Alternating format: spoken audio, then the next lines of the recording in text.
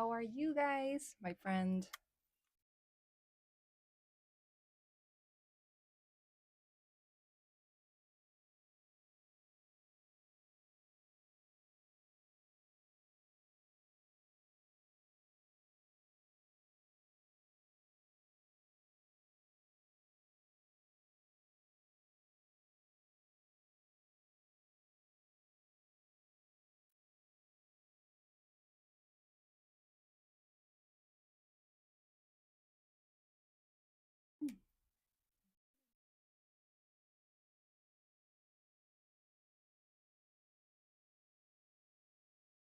Hi. Hi. Hi, 123. Hi.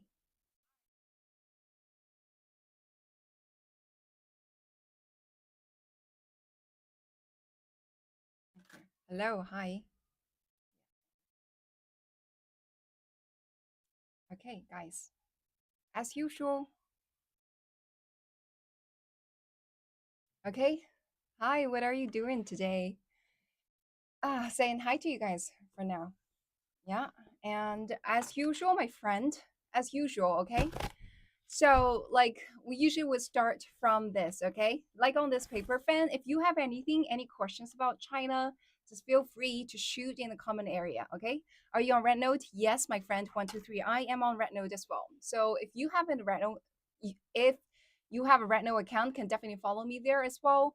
The account name is Nitrix, well, just Nitrix with the same profile photo, okay, on Rednote. So for people you don't know that I actually have like multiple accounts across the platform on different social medias, okay? So like people know me a lot from TikTok as well as from Rednote, and I have accounts on both platform, and I will be doing live streaming on both platform at the same time. Okay, so from time to time, my TikTok account would have some like lagging problems. If you find it lagging, first of all, just tell me it's lagging, and second, you could just come to my Reno account and follow me there. And somehow the signal there is stronger, is better. Yeah. So you said you was in London studying before. It was it hard? So you're old follower of 123. So you've been in my lives for a pretty long time. So you know that I actually previously studied in London. So I did my master degree in London. So that is true that I was previously in London studying. So I did my master degree in London School of Economics, and I studied a Master of Science in Finance. And that was, to be honest, very hard. So every day at 2 a.m., 3 a.m., you would notice some students are still studying, and it's usually like my major, students from my major, students from our department. It was like definitely a very tough kind of course. Well, so inside the very same school, what's your other accounts? So, for example, I do have 123. We'll be back to your question very soon. Okay, we'll be back to your question very soon. Okay. So, what's my other accounts? First of all, Rednote, TikTok, like I said, right? So, I also have Instagram account. I also have like YouTube, TikTok, Facebook. So these are the major accounts that I'm running, maintaining. So, like for YouTube and TikTok, these are more for replay. So every day's live stream will be recorded and will be put on the website of YouTube and Bilibili for replay. So for those of you who want to watch the replay, you guys could then just follow me there on YouTube and TikTok. The account name is also called Nitrous, but plus 456. Nitrix 456, you'll be able to find me with the same profile photos, and that's where you would go to watch the replay of this live stream. Okay. So X is the only platform I didn't get. So except from X, like pretty much everything. Yeah, for Chinese friends, I also have like Douyin and also have Bilibili, and also have Shipinhao. Like I feel like yeah, since I started doing it, why don't I just post like across the platforms so more people can see it, right? So that's basically what I am doing. Okay, so if you want to follow me, just no matter which platform you're using, just try to search if I am there. Maybe I am. Okay. Yeah, so that's one question. Yeah, guys, follow me, please. Okay. Yeah, so 123, back to your question, right? So, well, if you study abroad, there are so many schools that you can study at, right? So there are some schools that is considered to be harder. Usually, those schools with topper ranking, right? For example, I back then attended London School of Economics. That is definitely considered to be one of the top schools in UK. So I was a very top student back then in my undergrad degrees in Shanghai Jiao Tong University, which was also a top school in China, right? Send your YouTube address. So just search me on YouTube, Nitrix 456. Okay, so the very same Nitrix here, okay? The very same Nitrix here, just plus 456, Nitrix 456, okay? Nitrix 456, just search for it and you'll be able to find me there, okay? With the same profile photo, okay? The profile photo is all the same. And inside the account, then you just click live and you'll be able to see all the replays, okay? Yeah. Are you living in the USA? No, now, no, my friend Eddie the Great. I'm living in Shanghai. I'm living in Shanghai. Okay. Yeah. So one, two, three. Back to your question again. So, like for example, I did my master's degree in London School of Economics. That is definitely considered to be one of the top school in the UK. So they definitely do have a very hard course. However, before I went there, I had like lots of confidence because I was very good at studying back then in my undergrad years, which was also one of the top university here in Shanghai and China, right? Shanghai Jiao Tong University. And my confidence was very soon got completely broken because the course at London School of Economics in my major, which is Master of Science in Finance, was so tough. Was so tough. In the first semester, there was only two courses in the first semester. And I thought, like, oh, you know what? Only two courses for one entire semester. How hard can that be? Right? Because back then, in my university years, in my undergrad degrees, there were like way more than two courses. However, when I really did it, it was like super hard. Like every day was like studying till 3 a.m., 2 a.m., 3 a.m. And so that's basically the routine. And it was not only me, it was like literally everyone inside our major. And also it was not only us, it's also some other like major in finance as well. However, if we look at some other students, like also studying at the very same school of London School of Economics, however, they chose some other majors that was considered to be like lighter, easier. And these are the people who are so happy because they just travel everywhere. For example, Chinese students studied there and they just basically travel everywhere. And we were so jealous because we had so many homeworks to do, so many exams, like extremely hard exams to attend, and so many essay to write. And then also at the same time, we have also a need to apply for a job, right? Because right after the master degree, if we are not pursuing a doctor degree, then we will have to just land ourselves a job, right? So that's why, like, we'll just have to, go find a job. It was like definitely a very tough year. So oh, that was this. That's the reason why that I no longer want to go back to school. After that 1 year at London School of Economics, I never wanted to go back. Some people said like, why don't you just go have an MBA? And I was like, I already got a master's degree. Why should I just have an MBA, right? And like, I don't want to just go through everything again. Yeah. 好好听讲了这会儿，看看他说了啥呀？为啥外语好的美女更性感？哦，你们太可爱了啊！也谢谢你的评论哈，你觉得我性感挺好的。但是呢，就像 Little Earth 讲的，好好听讲。That's so fun. Yeah. So I remember back then in London School of Economics, I studied in the finance department and there was another accounting department, right? So for those of you who have been here for long, you guys know that I actually graduated from accounting major. And I later on decided to pursue a master degree in finance simply because I don't just like the jobs in accounting. I did an internship in Big Four and I hated it. I also later on did an internship in General Electric. GE, right? And I hate it. Also as one of their like financial training program. So like Big Fours and also GE's FMP, like financial management training, those kind of projects are programs are like already the best when it comes to accounting jobs, right? However, after I did two internship in these two spots, and I just hate it.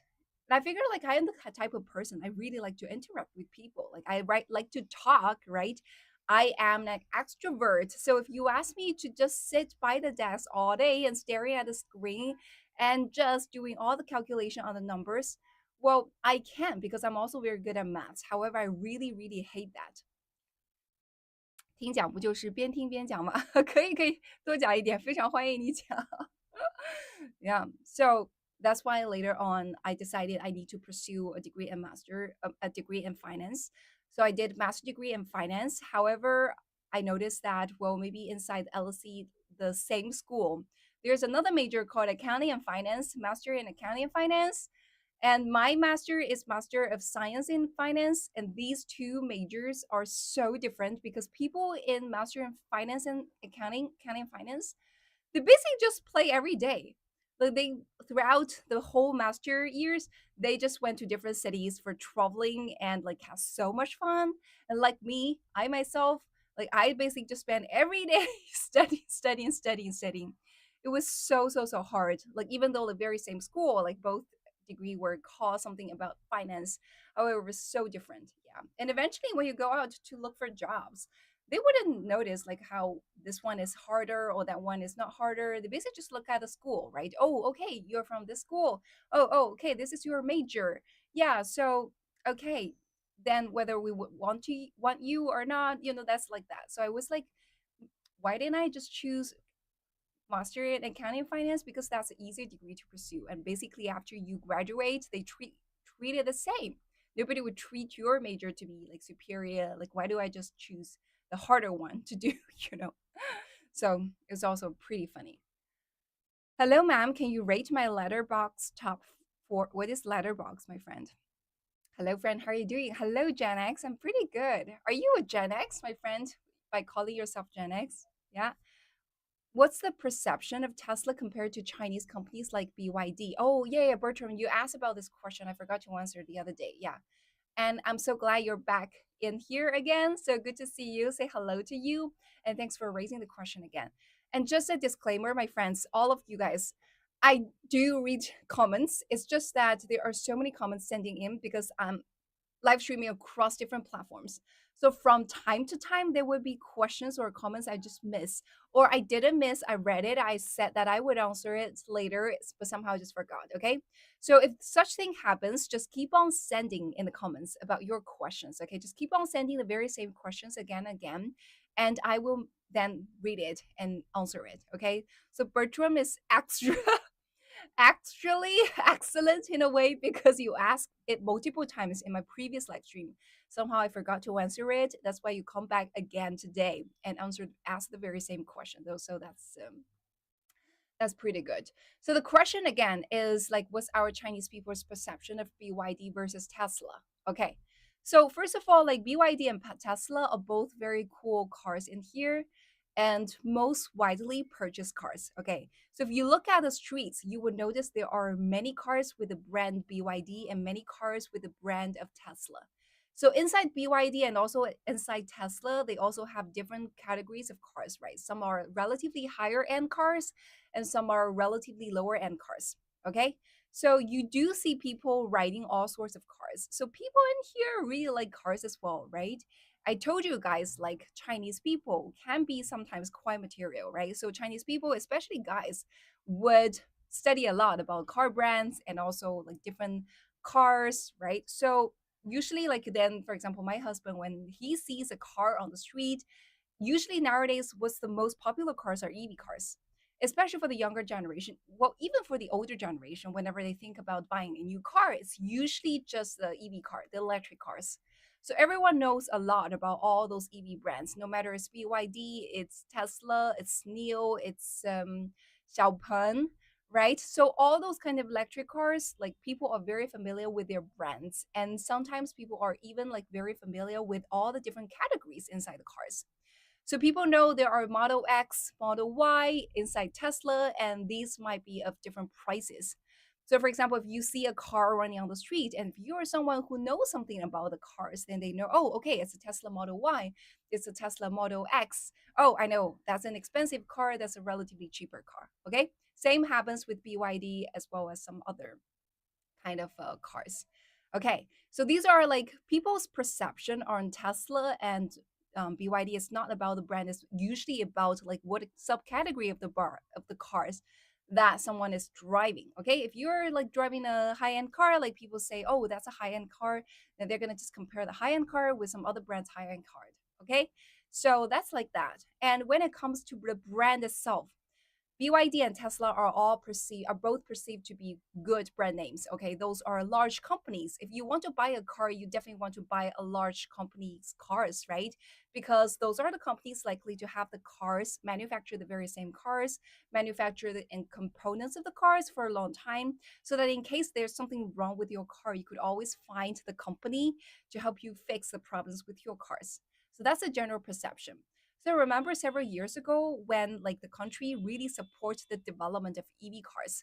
So there are so many EV brands all of a sudden just popped up, right? If Chinese friends, if you remember, like one day all of a sudden there are so many entrepreneurs just coming to the EV industry and started to building EV cars because there are a lot of subsidies from the countries, right? For example, nowadays, like if you have an EV car, if you as a consumer decided to buy an EV cars, thank you guys. Many of you are saying the necklace is beautiful, the earrings are beautiful, and thank you so much. I like that too. Okay. Yeah, and also just so you guys know that I am about to open a shop that can sell all those kind of beautiful accessories that I'm wearing. If you really like it, can definitely check it out. It's very soon. I just release it. Okay. So I said that I will release it very soon for a lot of times already. However, there's still some like minor issues to be solved. Once that's solved, it will be released very successfully to all of you guys. And if you like it, you can then purchase it online, you know, for yourself, for your girlfriend, for your wives, for your mother. Mother's Day is coming. Okay. So definitely follow me and stay tuned. Okay. Yeah. Back to the topic, right? So for EV car brands, there are so many EV car brands in here in China, right? And the country has lots of subsidies for consumers who wants to buy EV brands cars. For example, at the very beginning, when EV cars were first launched, in China. So, like the country, first of all, introduced this policy, which was like if you purchase a EV car, then the car plate is gonna be green. So usually our other cars, like those fossil fuel kind of car plates, are like blue, but the green one, the EV car has green one. I remember very clearly in around 2016, something like when I all of a sudden walk on the street and I started to see all those green car plate. I was like, wait, why was those car plates green? I never realized that, oh, it's because these are EV cars. Because people didn't know what are EV cars back then and people were not very familiar with all the EV brands. Somehow like noticed there are lots of green plates and was like, oh, these are pretty, like the compared to the blue car plates, those green car plates looks more beautiful because they did some like art kind of a design to the green plate. It was not like pure green, like very ugly kind of green, you know? It's like how to say it's like the green, however, with a mixture of white. It was like definitely carefully designed kind of car plate. It was like almost you would say, oh, that's actually a beautiful car plate. You know, you would say that. Do Chinese friends agree with me? 当时候看到满大街的绿牌，就这个绿牌真的很好看，不是那种很丑的颜色的绿。It was definitely not like those ugly green. It was definitely like already designed by some designers with not with white. I'm sorry. How can I say it? It was like a mixture of green and white. It was like green, but with some of like the white kind of shades in it. Yeah, like with some white shades in it. It was not like the green like plus white. It's not like that. It was like green, but it's like like little by little, gradually like shaded into white, something like that. But just use some imagination. Okay, it looks quite beautiful, and like those like traditional like blue car plate that's like 100% blue that doesn't look like beautiful at all. It looks like no taste at all, right? So I feel like all those like green car plates are like really beautiful. And then I later on noticed, I later on got to know that it's only,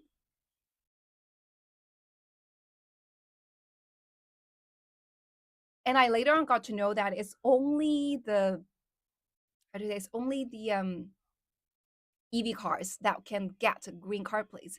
And also, my friends, just so you know, like to get a car plate in China is pretty pricey. Okay.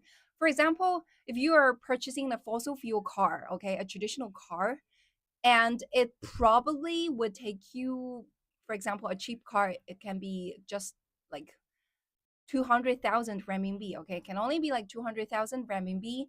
And a car plate itself here in Shanghai might cost you half of the price. So the car plate price might cost half of your car's price to purchase. So it definitely can be very expensive, very costly, my friend.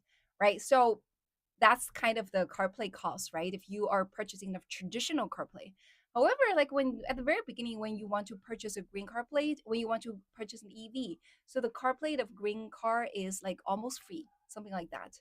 So that's one kind of subsidy, right? So there are also other kinds of subsidy. For example, when you purchase the cars, the country will give you lots of discount. And that's the second type of subsidies, right? And the third type of subsidy is what? Is the fuel, right? So when you are running a traditional car, it use gas, it use oil, and well, China is not an oil heavy country, so we actually import lots of oil from other countries. So that's why, like, when you have to refuel the cars all the time, you have to pay money, and the money, how much you pay, really depends on the kind of oil price that's currently out there in the world. If there is a higher oil price, then you're going to just pay higher. If oil price is low, then you're going to pay lower. So generally speaking, it's considered to be relatively more expensive because we have actually done it before, like to compare the oil price here in China with the oil price across the globe, right? You guys remember, for those of all old followers, you guys remember, we did that before. We asked people, hey, in your city, what's the oil price? And like we share what's the price of the oil price here in China. And we noticed that it's relatively, well, was definitely not considered to be cheap. It's like at always you're almost like almost either at the same price or like more expensive, right? So however, like nowadays for those EV cars, what you use? Use electricity to fuel your car, right? And electricity fee is like way cheaper. So that's the third type of subsidy. And also like in China, because like it's using electricity is a must for every family, every households, right? You do need electricity to run the air conditioner, to run all those kind of things like phones, right? Laptops and everything inside your home. So like China, when it comes to electricity, like our country gives lots of subsidies to every single person. Okay, especially for example, in some cities, after, I'm not so sure if it's a national strategy or only some cities, usually it's after like 10 p.m. every night, then the electricity fee price will just be cheaper. Okay, it's some like kind of policies in different areas in China. Okay, so after 10 p.m., then the electricity fee is going to be like a lot cheaper. So what would many EV car owners do? They would do one thing, which is they were going to start charge their EV cars after 10 p.m. and just leave it charged on for the entire night, and wake up in the morning to plug out this charger, right? And they're going to enjoy the electricity fee at the cheapest price. And so nowadays, also, I share with you guys, right? For example, in New York and many other countries and cities, you have Uber. And here in China, we also have our version of Uber, which is Didi, Meituan, right? So on those platforms, you can very easily just call for a mobile, like shared car. Like the drivers will then just drive to you and pick you up.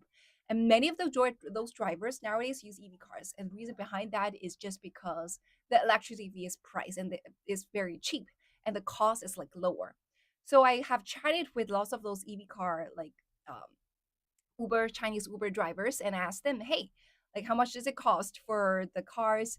How do you feel about driving an EV cars? And they say like, no problem if just drive it for the entire day for working, and the price is like very cheap compared to a fossil fuel car, a gas car. So that's why like nowadays many people like think about buying a new car, they would consider buying EV cars. Like I said, the subsidies comes in multiple folds. First of all, when it comes to car plates, it's definitely cheaper.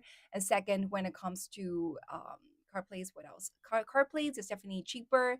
And also buying a car is also like cheaper because there are subsidies as well. And there's also, when you have like the fuel, the electricity fuel, that's also like cheaper compared to fossil fuel car. So that's why like nowadays, like many people are starting to use EV cars, except for the northern part of China, because the weather there is a lot colder in winter. And there's like one technology bug about those EV cars is because if it's winter time, then electricity just runs out like very quickly, right? So usually you will see like still would you people still would use like fossil fuel cars in the northern part of China in winter, especially like northeast China. However, when it comes to the southern area where weather is not a problem, like so many people are driving EV cars. Like for example, for my families, when we were thinking about my buying a new car, the first option is actually EV cars rather than traditional cars. Yeah. And guys, can you tell me like if you are driving EV cars or are you driving fossil fuel cars like traditional cars? Tell me in the comments. What's the car brand you're driving right now? What's the car brand you're driving? Tell me in the comments. Yeah. Thanks for the input. No problem at all. Yeah. And also it's very interesting before that, so Okay, this comes to another very big topic. Okay, so guys, just tell me what's the kind of car brand you're driving right now in the comments. Okay, let's see what are the car brands you're driving in here. Okay, tell me in the comments what's the car brand you guys are driving in here. Okay, we need more interaction. We need more interaction. I can feel like I drive a gas vehicle. Yeah. So what's the kind of car brand? Tell me in the comments. Okay, guys, keep on tag. Tell me in the comments. Like if you drive an EV car, if you drive a traditional car or a hybrid car, and what's the car brand? Okay. Yeah, just tell me in the comments. Okay. You guys keep on telling me in the comments, and I'm gonna elaborate a bit more on this topic. Okay. So what's the country right now that, well, actually before, that manufactures most cars? I cannot say which country, but overall speaking, Europe is the kind of areas, the region that has the best like car brands, has like the biggest like car manufacturing kind of industries, right? So like German has lots of good German car brands, right? And also French also have some good brands, other countries as well. So Europe overall speaking is kind of an area that has like very was like very strong at like making cars, right? Somehow like the best kind of brands like BMW, Mercedes, right? These are all like European brands, right? We all know that. Yeah. And guys, keep on saying, what's the car? I recently sell my car. Do you plan to buy a new car? Well, also like now the question is like I noticed like people saying that okay, they have like Volvo car.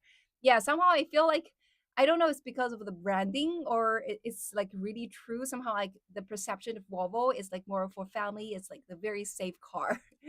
Yeah, Volvo car, yeah, and French car, yeah. So Mini Cooper. Oh, Louis the Cat, you're driving Mini Cooper. Hybrid Toyota, yeah, Toyota is very gas saving, right? Yeah.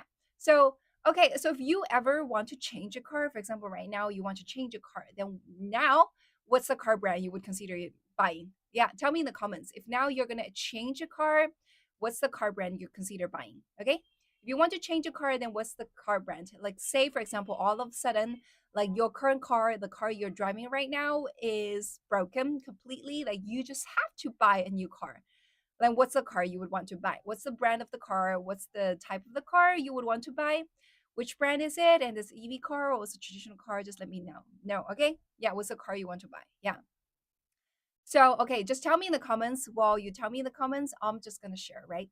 So before that, Europe is the kind of areas that has like best at manufacturing cars, right? And also making cars, designing cars, like, and then later on, so nowadays, like China all of a sudden just becomes so good at manufacturing, making all those EV cars, right? So the reason why China was able to making so many great EV cars is first of all, China over the past decades like very early on has introduced this kind of a strategy which we place as a national strategy that we said that what we are just going to make the ev industry to be our national industry national strategy, national industry, that this is definitely going to be the industry that we're going to put lots of resources on, lots of investment to. Because if you look at the whole world, you can see like European car brands, you can see American car brands, you could also see Japanese car brands, Korean car brands, but you don't see Chinese car brands. And this is a big market because car is a must. Like everyone drives cars, and there's a huge market, and China definitely wants to tap into the market and play a great role in this market.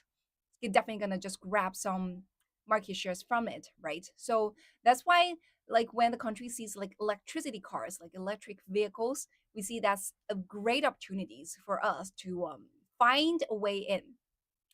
It's very interesting, like when you see all those big companies that are like doing all those competitions within each other, among each others, right? And also very cruel to see like how one company is able to introduce like one policies and all of a sudden just beat another company very hard, right? So for example, nowadays, like one of the most heated discussion is the competition between two biggest companies in China, which is one is Meituan and one's Jingdong, because the company of company of Jingdong wants to grab a business from Meituan, which is the business of delivery, express delivery when it comes to food, right? Like a super fast, super express delivery. And it's so cruel. You will see like, okay, so this company does like all kinds of things just to try to, just like a tiger comes over and just to bite away like a one big market share from another companies. To be honest, like when you look at the country levels, like how each country is introducing new strategies and try to bite market share of different kind of industries from each other, that's also like very same as the company level kind of thing. Also very exciting to see, right? So China was very smart. China was absolutely very smart in a way that from decades ago, like we noticed that. Okay, so this is a great opportunity, right? So we're gonna just pour the entire national nations like resources to build this industry, right? So you started to see so many resources allocated in the EV car industry. And within just a decade, like or like 2 decades, like immediately we got built like so many great brands. Like for example, BYD definitely the top one, right? The most like widely known and like has the best sales, right? BYD cars, amazing, right? We also have like Neo, Xiaopeng, and also what's the other Li Xiang, right? These are also the EV brands that got listed in US and in Hong Kong because their companies, their EV car companies, after like several years of building, also become so big and have so many consumers, and that makes them qualify to be listed as one of the companies on the main board of those like New York or Nasdaq or Hong Kong stock exchanges, right?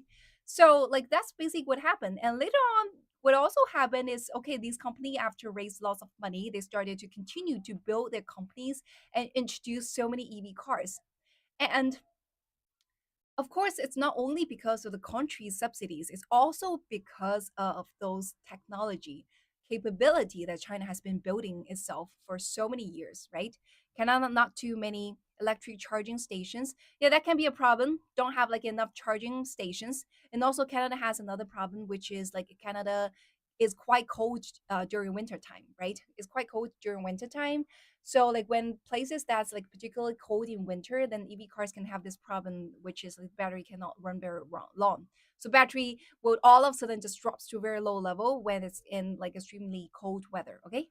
关注点赞加团，谢谢 Little Earth. Yeah, I really like my followers. Like many of you guys would actually just shout out for me to tell the rest of the people in here, say that hey, follow and tap the screen to send in likes and join her team. Thank you. You know, I really like that. Thank you so much, my friend, Little Earth.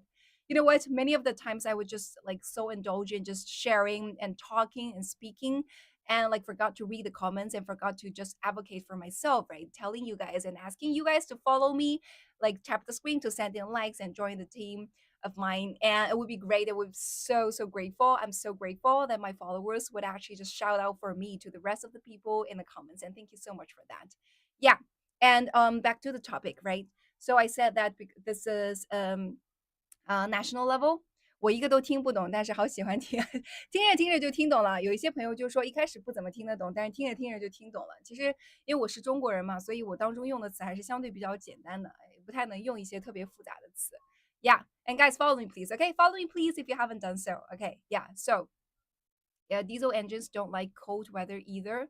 Okay, so I'm not a car expert, not so sure about diesel engines, but I know like electricity kind of engine, like the kind of EV car engines that runs on electricity. They definitely don't like very cold weather. Your earrings are beautiful. Yeah, thank you, my friends. We will sell these earrings in my shop. Okay, my shop will open very soon, very soon. So you guys can please definitely support me by buying them. They're absolutely stunning as well. Okay, yeah, so I do focus a lot on quality. Also, when it comes to like item picking, yeah, I do have my own taste, as you guys can tell, right? Yeah. So back to the topic, right? So for EV cars, right? Where were I? Where were I? Yeah, I was definitely sharing about EV cars and yeah, so you have like all those like large companies because they started with actually didn't like cost them a very long time to build the brand from zero to like huge now, right? You start to see like so many good brands and like Chinese EV car brands, and also there is a car brand that is called Xiaomi, and they literally just started launching the brand since last year and becomes like one of the most heated, the like the most heated and the best kind of EV car brands here in China. It was just called Xiaomi. Yeah, it was definitely developed by the best kind of EV car of not only EV car entrepreneurs in China, right? So you start to see like so many EV cars like popping up and coming to this world and have gained so many users, right? So many consumers. And one of the reason behind that is because you know they have like great technology, right? The technology comes in a way that they have like great technology. They know how to, because we have previously shared before also about all those different technologies China have, right? China has like the technologies of, you know, for example, when it comes to all those electric kind of appliances at home, right? Many are like with very high technology. So nowadays, like Chinese people are very used to all those high tech kind of stuff in home. For example, just use voice control to turn on, turn off the light, to turn on, turn off like many things, air conditioner, right? So they basically, many of the EV car brands just use the very same technology, use the very same technology in here, and then said that, you know what, yeah, we can actually also let people to do like voice control inside the same. We could actually use the, yeah, yeah. Sorry guys, I need to report a guy. Okay, yeah, I need to report a guy. Yeah. Um, before I'm gonna continue, and then I will just ignore this person later on. Because nowadays I'm running my live stream on laptop, so that's why I actually cannot set anyone to. I can actually not set anyone to be my administrator and ban anyone. So I'm just gonna report this person on every item I can select, so that this one can then be later on banned from my live stream. Yeah, there's this very annoying guy. Yeah, but I'm not gonna just reply to any of his comment, because I feel like the best way to just reply to this person is just to ignore him. Yeah, and then somehow, yeah, these people, they are just like so disappointed that because like no matter what they're sending, they just got ignored, and somehow they're just rest. Okay, yeah. So okay, keep on with my topic. Okay, right, my friend. Yeah, I was saying that, so we have like so many technologies in China, right? And every household are very used to. Yeah, you guys can report him too. Please do report him. Report him.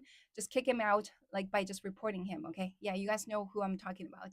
Yeah, thanks so much, my friend, on TikTok. Okay. Yeah. So like later on, just let's continue, my friend. And also like in here in China, like every households are already used to having so many like electric, like high tech kind of stuff in our homes, right? My Chinese friends, you can tell me like how many of you guys have like 这种就是声音控制的音箱。有没有中国的宝宝们？你们使用这种声控的音箱啦？家里面不是还有那种晾衣架可以声控上下的，声控上下晾衣架，声控调节灯光的，所有的这些东西都有吗？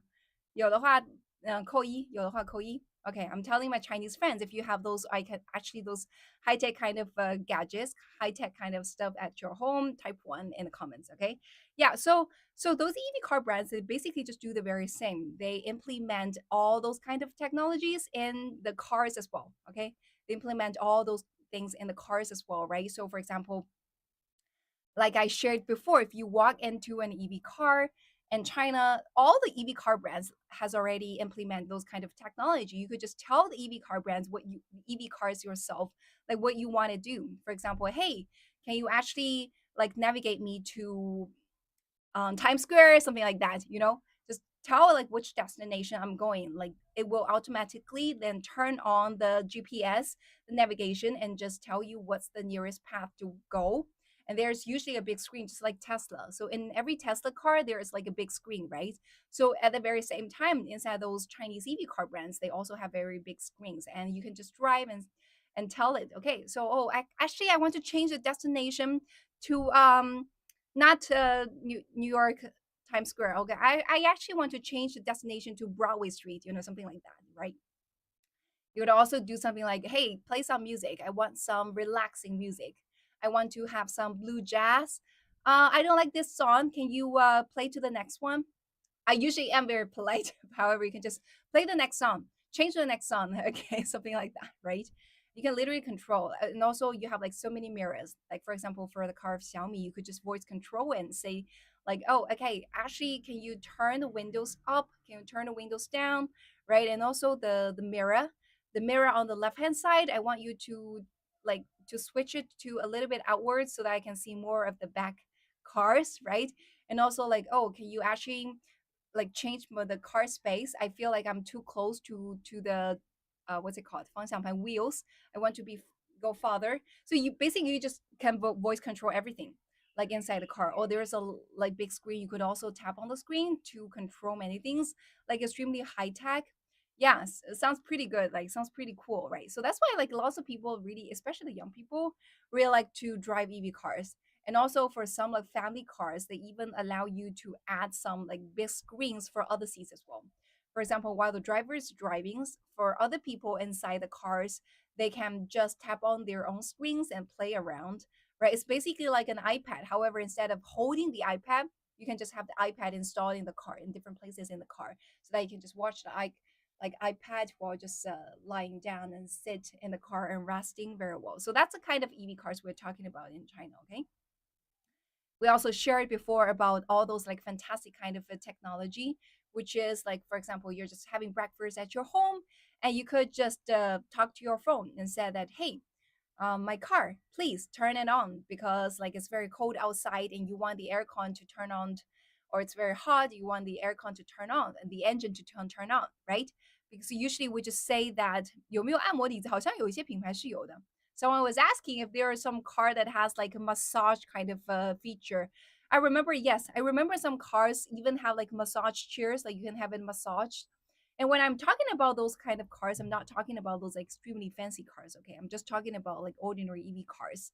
And you're willing to have those kind of features on, they just offer you those kind of options, like to have all of these inside your cars, right? So what's computer's name in China? I know it's not Alexa. Yeah, I know well, different companies have different kind of things. Okay, so it can be like 小度小度. It can also be 小爱同学. But once I say that, then my sorry, my Alexa will then reply. So I have to be very careful with that. Yeah.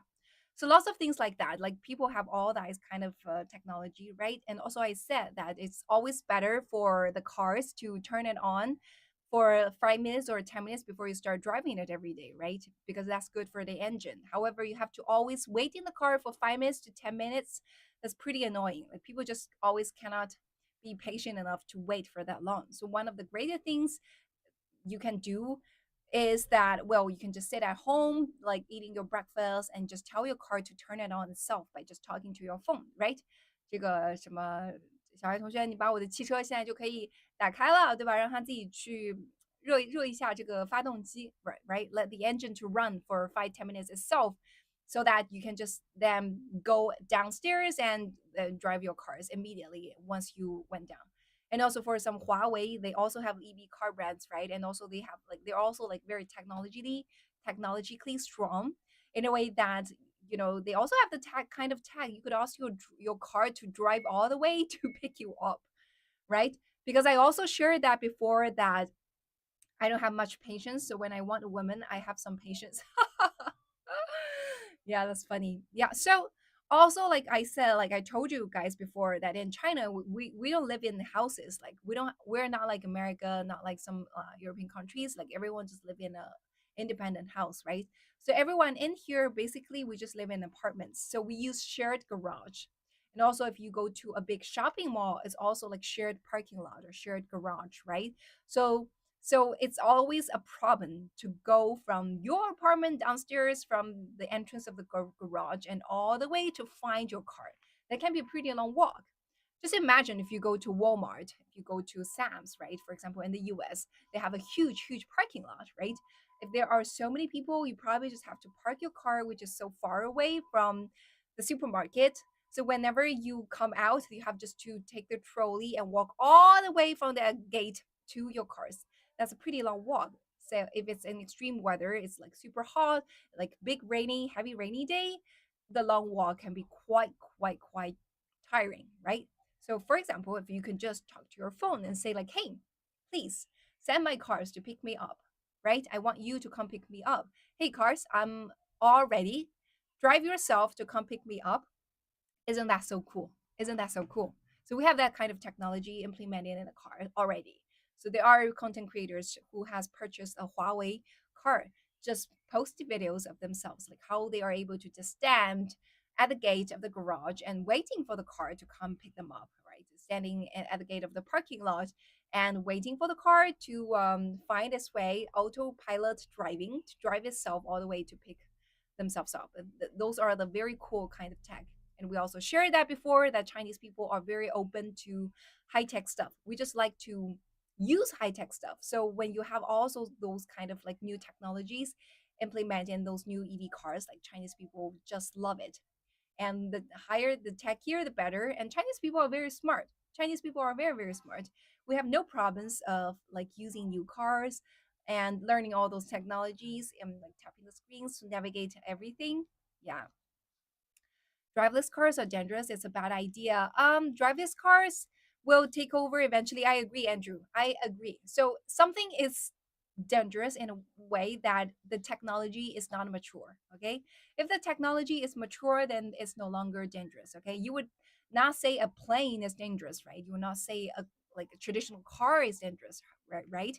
However, when they were first invented, when the technology is not mature enough, then you would call it dangerous. So that's why like use let's just give some patience for the technology to grow. It will eventually grow to a point, grow to a time where like the technology itself becomes like so mature that you would never see it say that it's not dangerous. It's dangerous because probably then like everyone's just using driverless cars, right? And they can also cause some revolutionary because so many people are working in a job of so many people are just working in the job as a driver, right? So if your technology has so many driverless cars, then that can also cause lots of people to lose their jobs. So if you're a driver yourself, then definitely you need to have a second thought, like, hey, should I just keep on just to be in the driver? Should I actually starting from now think about something else to do because my job will eventually be taken over by driverless cars? Yeah, so that's a question that many people need to think. Yeah, how expensive? Yes, yes, yes. Right, my friend. You guys agree with me. Yeah. So, how expensive is car insurance in China? 你不在好莱坞混了 Someone is asking. Oh, okay. You're no longer in Hollywood. Thank you, my friend. You're so funny. Have you guys followed me? If you haven't followed me, please. Okay. Yeah. Cars with human drivers will be like a horse and carriage by then.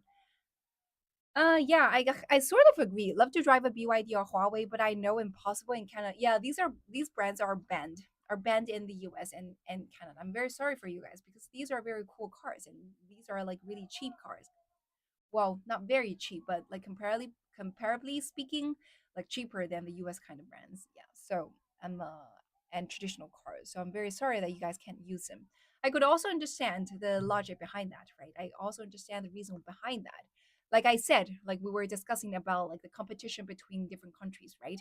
You have one country, the market is that big, right? Everyone, well, even though you can say that the market is growing, more and more people are starting to buying cars because lots of the developing countries are becoming more like wealthier, becomes wealthier, richer, and there are more people buying more cars. However, when it comes to the developed countries, there are just that many people using cars, right? And these are also the countries that are suffering from aging problems. So you probably have like less people driving cars in those kind of countries, right? Because you have less populations, not enough like strong growth when it comes to population, right? So eventually what happens is the market, the cake is that big, right? 蛋糕就只有这么大, the pie is that big. And if someone else is eating the bigger slice of the pie, then you're just going to swallow a smaller piece of the pie. Yeah. So lots of those countries, they are basically just trying to protect their own brands, trying to protect their own market share. And that's why they introduce so many, like in Chinese opinion, like wrong policies targeting at China, saying that actually you're just dumping, right? You're dumping all the stuff to me. You're just selling all the stuff at extremely cheap price to take over the market, and that is called unfair competition, which is not true because you compare all the price of those kind of EV car brands of China that's selling their cars in other countries. You compare the price to the price that we're selling here in China, basically the very same or sometimes even more expensive. I'm pretty sure the car price that we're selling in Europe, the very same car, however, the car price in Europe is like definitely more expensive than the car price that we're selling here in China. So, like, definitely very cheap, right? So, Chinese people are very, very well known for just keeping the cost low, keeping everything low. And Chinese people have already got so used to the mindset that I'm only going to buy things that is with good quality, but at the same time, low price. For example, I told you guys that I'm about to open my very own shop, right? Selling of all the accessories. When it comes to pricing, that's also a big problem, right? Because like Chinese people really like cheap stuff, not like cheap stuff because we're very used to everything is selling at a cheap price, right? Well, However, because we have to ship everything to the US, when you add on an extra layer of those kind of tax costs, extra layer of all those like transportation costs, and the price is just going to be like higher, right? However, if you have like people, I have so many followers who are from other countries and also from China, when they see a price difference from the shop in here and the shop in the US, how are they going to react? How are they going to say, respond to that? So that's basically what's going on. Like right in here, like also EV cars here in China is like way cheaper than the EV car price in Europe. Still, like having done that, the EV car brands in Europe is still like cheaper than the other rest of the traditional car brands there, right? So that's why we were accused a lot that we were dumping, right? 我们在倾销, we were like basically just selling everything for an unfairly cheap price, which is not true standing from our perspective. The reason why they did that is because they want to protect the market share for their own brands.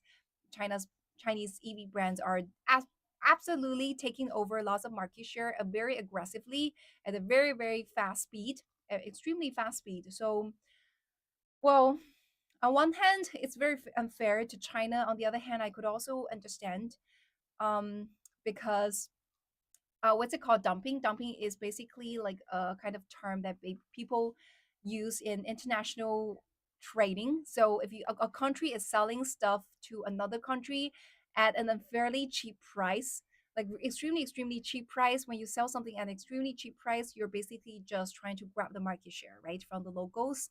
So the whole process is called dumping. Yeah, 你长得很像倪妮，很多人都这么说。Yeah, the truth is America makes stuff that sucks at a high price. Yeah, lots of people, lots of the business owner in the US are complaining about that, because they are not only, it's not only about the problems whether they can manufacture the very same stuff at a lower price. It's actually a matter of whether they're able to manufacture stuff at a, like, even at the same price, are they even able to manufacture it in a very good price? It's the first of all about whether they are able to manufacture good quality stuff, and the second is about the price.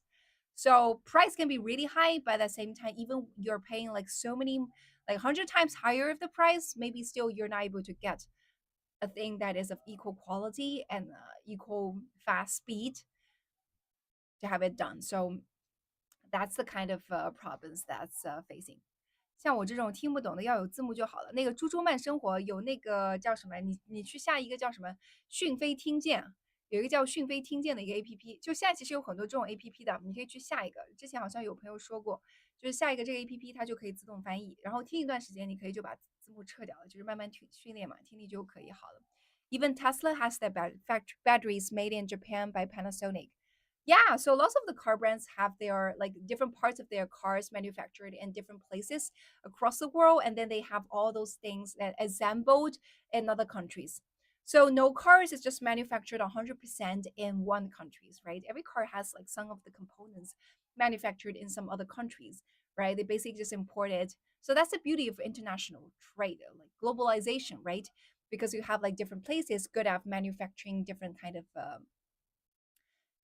of stuff, and when you assemble everything together, then you're able to just manufacture kind of a car at the lowest cost, and then later on by adding a pretty okay kind of a margin that you're going to sell to people, and people are also very happy because they get to enjoy a car not at a too expensive price, right? They can get a car, affordable car to drive every day, because like it's like pretty win-win solution, right? A win-win solution, because like car manufacturers are happy because they manufacture the car at a lower cost, adding up a pretty decent margin. They're pretty happy with the profit by selling the cars to others, right? But consumers, they're also happy because they purchase the car because the cost is lower. So that's why the price is also not too expensive. It's very affordable. They're very happy to purchase the car at the price they're happy with. And also for all those different manufacturing countries, everyone is manufacturing something they're very good at and exporting it. And it also adds on some extra layer of revenues to their own countries, to their own industries, right? So people from those manufacturing countries are also happy. So overall speaking, globalization is good in a way that everyone is happy. So that's why when what's going on right now, people are just not happy. Nobody is happy because the rule is broken. I have a question. What is China's role in the type of deal? How could we work?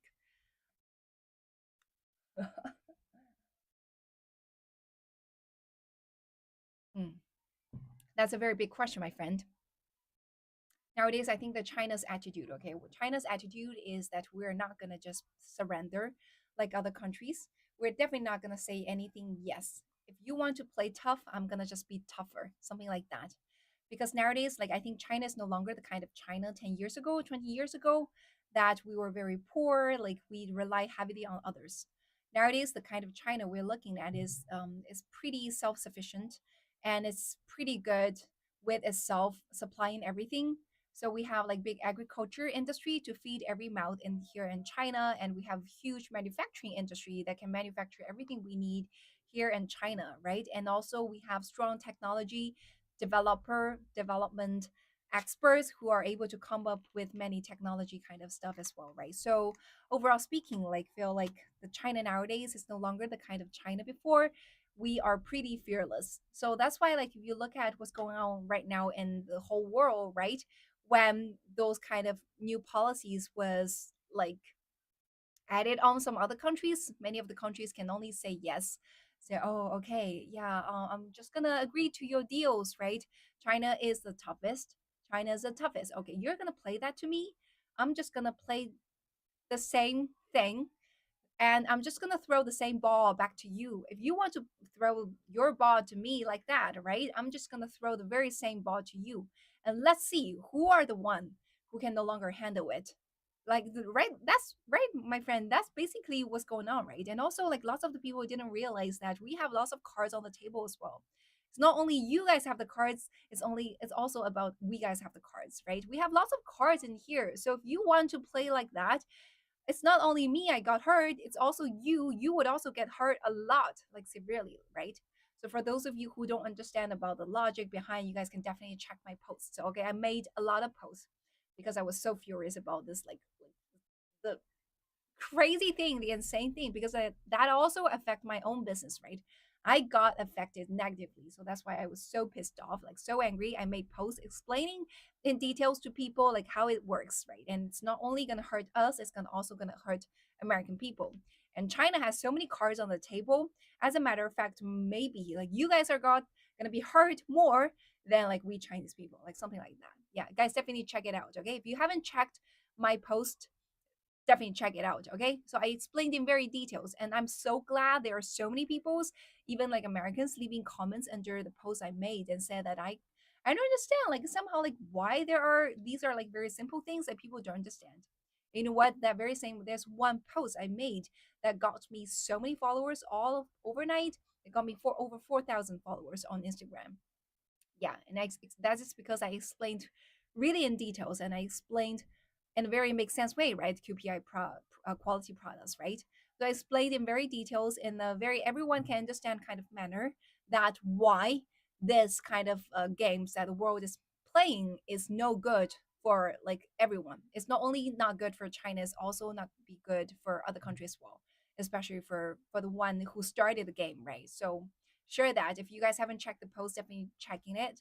I made multiple posts. I think inside every post of it, I explained very clearly and very detailedly why it's not gonna work, right? So basically, like what's going on right now is you start to see the game starter really decided like, hey, well, I want to, he become the one, he who started the game started to say that I'm no longer want to play the game. I want to, somehow change the rules. I wanted to not be like this because I noticed that okay, by playing the game, you guys are not gonna surrender. Maybe I should just change the strategy. Maybe I should just tell you guys that, oh, I no longer want to play the games. Let's don't play the game, something like that, right? And yeah, I made another post about that, but somehow that one didn't got approved on Red Note because it's too sensitive. Yeah. So, well, but guys, you can actually check on TikTok for the post. Yeah. It's like, yeah. And guys, follow me, please. Okay. Let's see what's the comments. Yeah. Economy of scale should be not that complicated. Exactly. Economy of scale is a term that everyone who has learned economy has learned, right? When you have something scaled up, right? Well, it happens every day as well, right? When you start to making something like yourself alone, after for a while you're just able to make it faster, right? That's also like similar to economy of scale, right? When you make like one small thing, well, it may be very slow. However, when you are just making it for so many times, you're making so many, all of a sudden you just reach economy of scale and everything can be manufactured at faster and cheaper. It happens to every day of our lives too. It also happens to manufacturing as well, right? So yeah, so that's like basically what's going on. Yeah. Like assembly line. Yeah. So like for example, back then in the US, why Ford becomes one of the richest guy in the US, right? Followed by following Andrew Carnegie, right? Following Rockefeller. The reason is that he actually introduced assembly line, right? He told that every workers, instead of learning so many skills of doing so many things, like he said, okay, I want every worker just focus on one thing and you're just going to be a master at doing this one thing.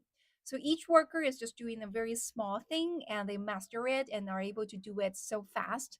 And everyone does that. Like when you have this assembly, Henry Ford, exactly, when you have this assembly line and things can be manufactured at a way, way, way faster speed.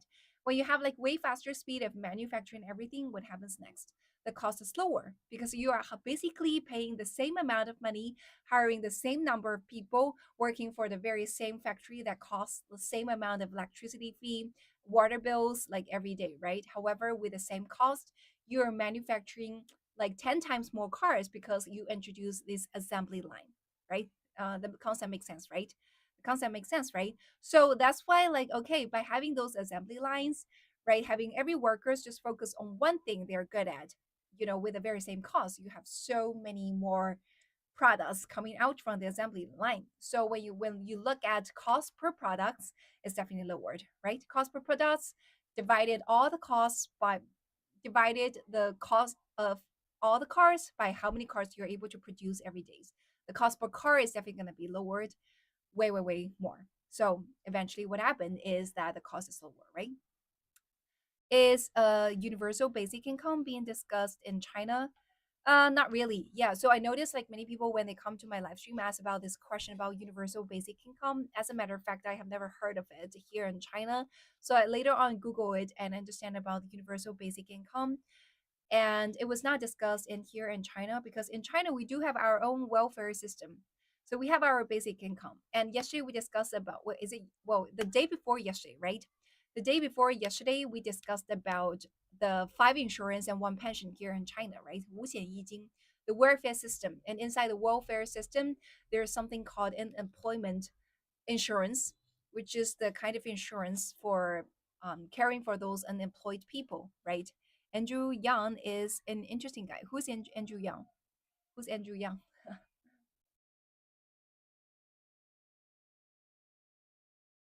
And also, like, I have also made a post. If you guys haven't really checked it, it's about the homeless. Yeah, lots of Americans come to here asking about, like, hey, do you guys have homeless people? It's really true that China doesn't have any homeless people in here. And how do you treat your homeless people in here? So, well, many years ago, okay, decades years ago, homeless is a big problem. You do see lots of homeless people in here. Venture capitalist. What's his venture capital, my friend? Somehow like this name is quite familiar. What's the venture capital. He ran for that guy. Oh, that's like the I know. He's like more like a talk show guy, right? Andrew Yang is that the man you're talking about? His main issue was giving everyone a check every month. What's that? Yeah. So like sweet Rady, how do every Chinese people feel about American people? We feel good about you guys. Like we like American people. We overall speaking, Chinese people like American people. So there are lots of American people coming to visit China every year. And you would notice that Chinese people are very, very friendly. So, for example, whenever I say that, okay, you know what, Chinese people do like American people, there will be some people inside the common area. For example, they are Americans themselves and they have been to China. And they would then just echo me and say that, yes, Chinese people do like us, that I actually have visited China sometime before, like 10 years before, or like 5 years before, or last year. And like Chinese people are just super, super friendly. They like us and like them too, something like that. Yeah. I see you're not reading my comment. Just keep on sending in, okay? Linda, I have actually said multiple times just for you again. Yeah. So because I usually really like to share lots of the knowledge I know. And when I started sharing, I sometimes just don't see the comments. And there are so many comments coming in. If there are something, some questions you really like me to answer, just keep on sending in repeatedly. Okay. Just keep on sending in repeatedly. For example, earlier when we were talking about EV car, it was because a follower called Bertram sent in a question that asked about like how's China's perception of BYD versus Tesla, and he actually sent it, I think, in my last live stream multiple times, and I promised I would reply. Somehow I forgot. So later on today, he was in here sending again. So just keep on sending the questions, then I will just saw it and will definitely reply it. Um, Rodas, that's not considered to be rude. I think some people is just making some complaint that oh you're not reading my comments. That's fine. Okay, that's fine. Yeah, it's my bad, right? I was not able to read every comments and answer any questions, every questions. So like if there's any time that I miss your question, just keep on sending in. Okay, keep on sending in, and I will just read the comments and read your question or just answer it. Okay, yeah. So yeah, so like I was saying that okay, Chinese people do like Americans, so it's pretty a pity that lots of Americans were educated that Chinese people really hate Americans. That's definitely not true. Okay, Chinese people like Americans, and Chinese people are very generous when it comes to foreigners.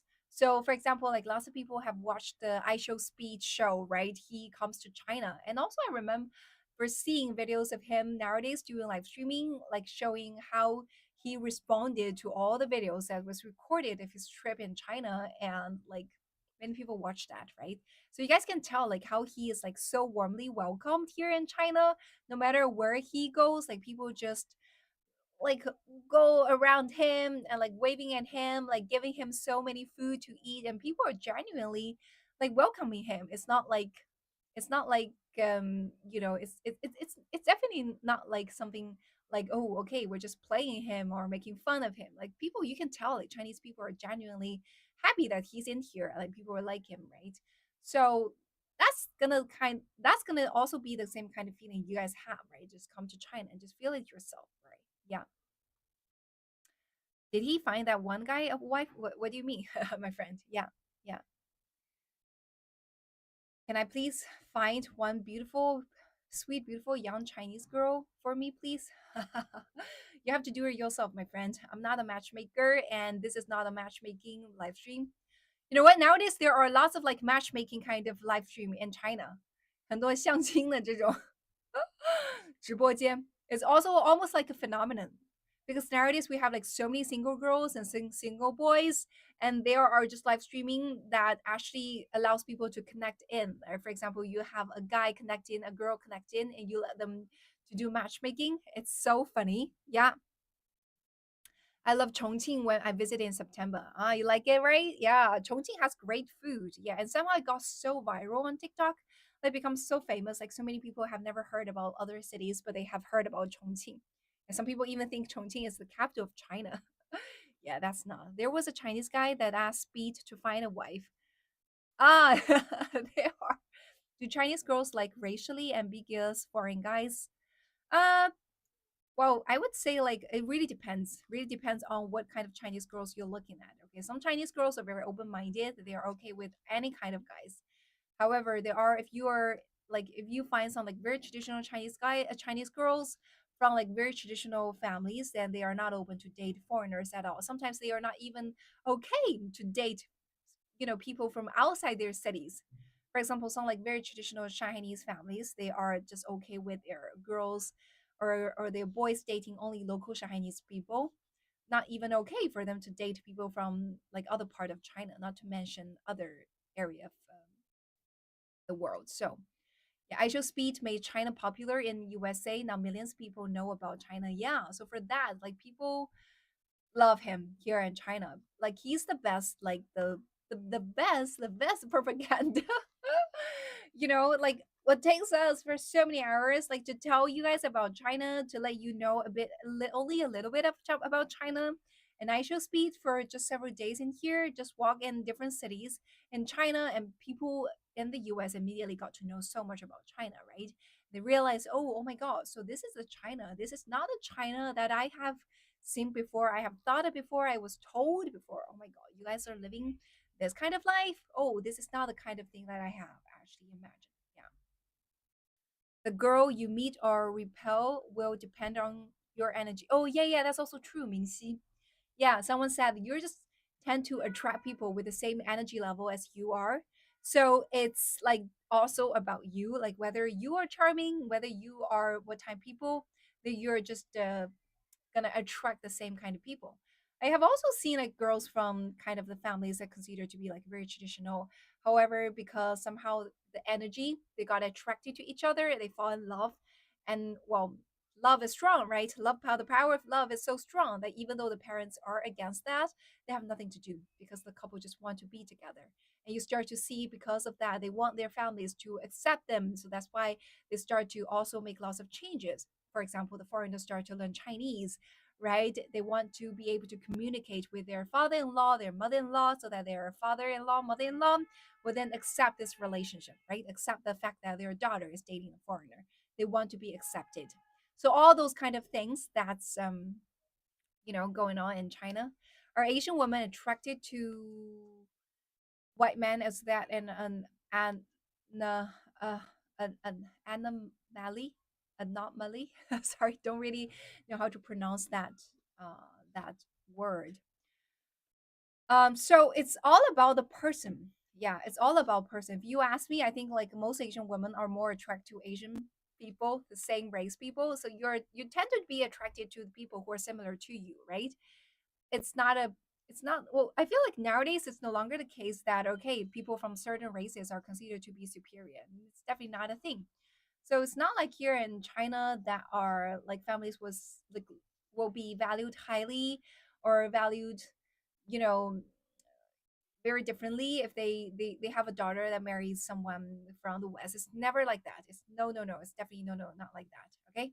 Yeah, I know like some people have those kind of stereotype, anom- anomaly, not a normal occurrence. Oh, okay, yeah, thank you. Yeah, so it's not like that, my friend. Yeah, so because to be honest, like right now in China, you would see like we have actually discussed about that before, right, my friend? We discussed about that. Like we were saying that in China, like lots of people are also pretty wealthy, the families, and also like for me, that is me. I meet my son's fiance parents in June here in USA. They only speak Mandarin.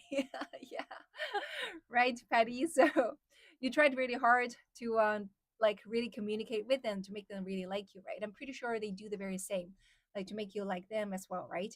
Yeah. So right, right. For example, in here also in China, like lots of the people here in China are also very very very affluent, very very wealthy, and because I also told you guys before, like we are like single children generations, right? We're single children generations, so that is why like our parents value us like highly as well. So it's never about the ethnicity, it's never about the races, it's always about the person. It's always about the person. So if this person is very reliable, is like really charming, right? Has a great personality, cares a lot about their girls or boys, and also like the relationship is really strong. These are the things that the parents would care a lot, or the couples, the Chinese people would care a lot, right?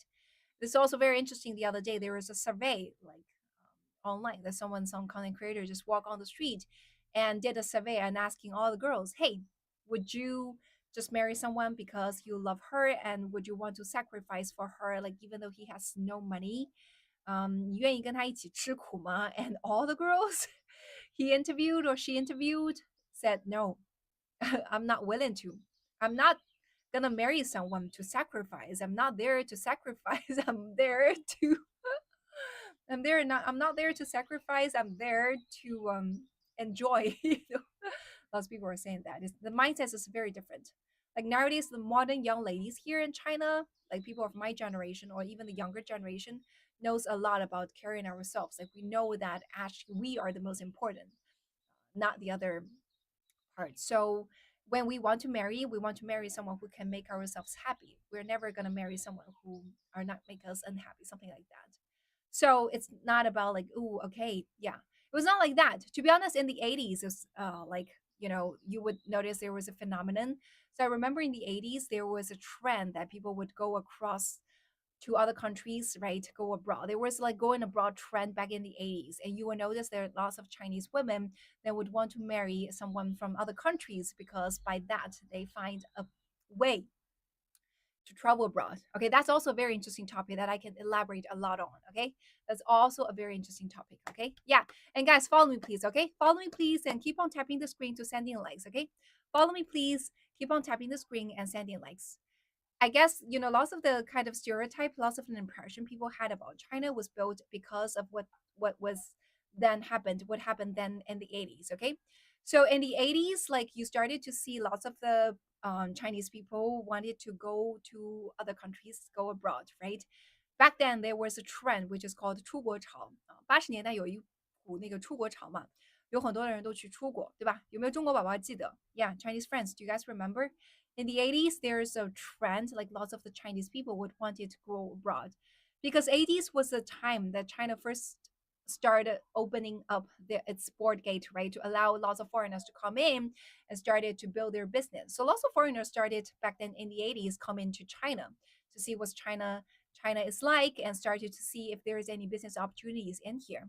And also like lots of the Chinese people, like individual Chinese people, heard about how amazing other countries are by talking to those like foreigners, right? And also just by just judging, by seeing how those like foreigners wear, what kind of things like foreigners wear, right? I remember seeing some photos, like for example, there was a foreigner, American coming to China, and basically he's just wearing, what's the brand called?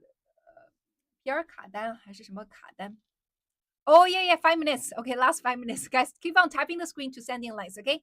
Keep on tapping the screen to send in likes and help me reach higher ranking, okay? Keep on tapping the screen to send in likes and follow me, please. First of all, follow me. And second off, tap the screen to send in likes and also join my team. How you're able to join my team is once you have follow me, just click this button again here. That becomes a heart and join my team, okay? Join my team. And also, if possible, also on red note, click there's a button right down below called 互动 or interaction, which looks like a leaf. That's where you can send me yellow tickets. That's gonna help me also achieve a higher ranking. Okay, so guys, keep on doing that. It's so funny. Like there's someone sent a photo in my followers group chat that says that you know what at 9 a.m. everyone is just like doing this. It's so funny. Oh yeah, I'm also gonna do this. Okay, I'm gonna and guys don't leave. Okay, we're sharing a very interesting topic, and that's a topic that we can elaborate a lot on. And yeah, and also added a small like followers group in here.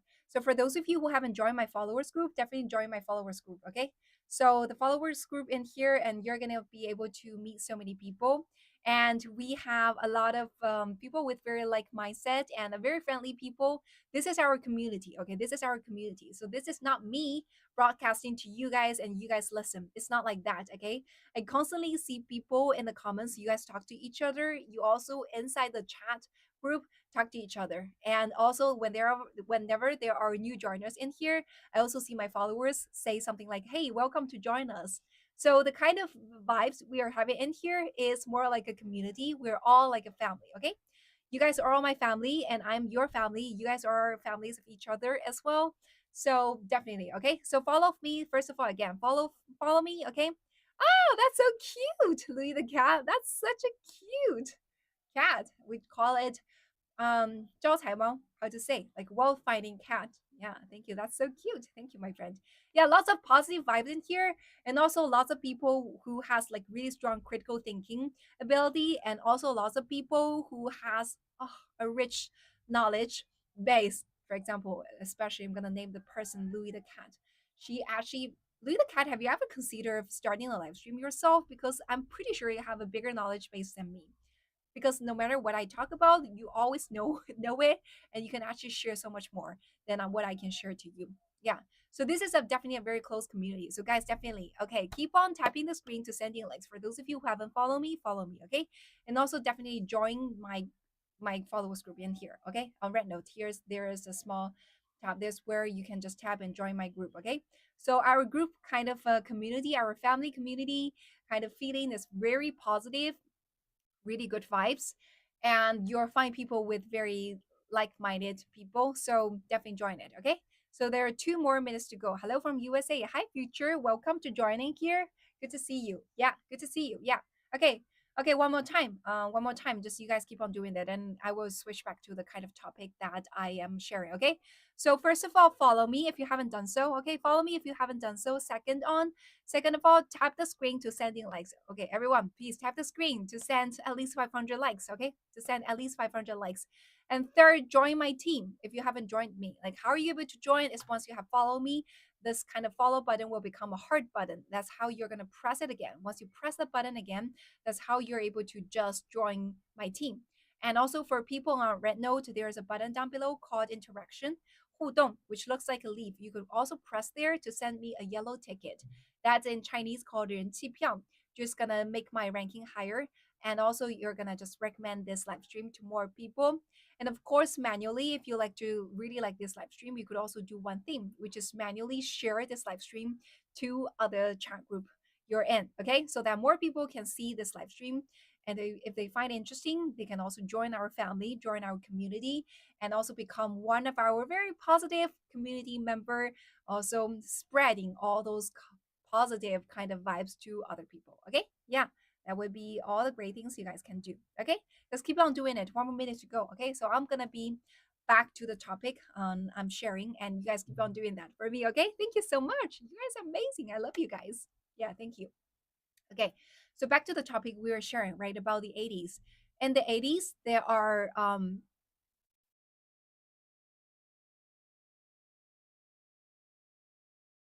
oh, it's 9 o'clock. Thank you, my guys. Yeah, that's enough. Take a rest, okay? Rest your fingers. Rest your fingers a little bit. We love you, Nitrix. I love you too. Yeah. Okay, so back to the topic which we shared before. We were discussing about the 80s, right? In 80s, there was a trend in China which is we call here the going abroad trend. So lots of the Chinese people actually like really find it hard, like how, yeah, in the 80s, yes, find ways to go abroad to live in other countries. So you do see people would marry for the purpose marry because they want to leverage on the person who has an overseas passport or who has overseas visa so that they can move to the other countries simply by marrying this person. That's like not rare. Lots of people do that back then in the 80s because I said there was a trend of going abroad. The reason why there was a big trend of people in China wanted to go abroad, the reason behind this pretty simple. Because back then the kind of living condition here in China is like this. However, if you look at the living condition in other countries, it's like that, especially in the US, right?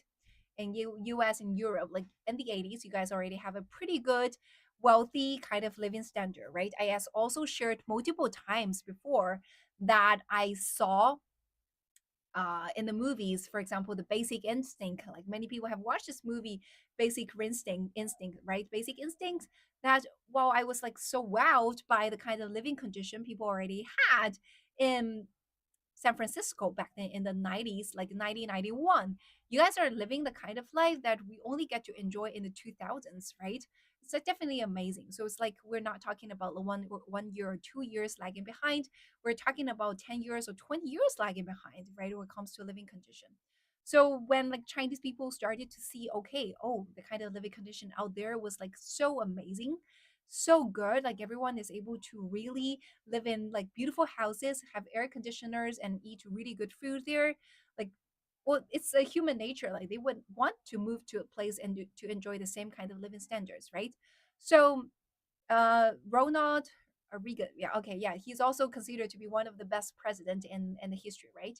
So, like, what happened then was back then there was like big trend in here. Like was a big trend in here in the 80s. Like lots of Chinese people would then want to pursue a bigger, better living standard. And also at the same time, back then there was also a perception there were more opportunities, job opportunities out there in the US.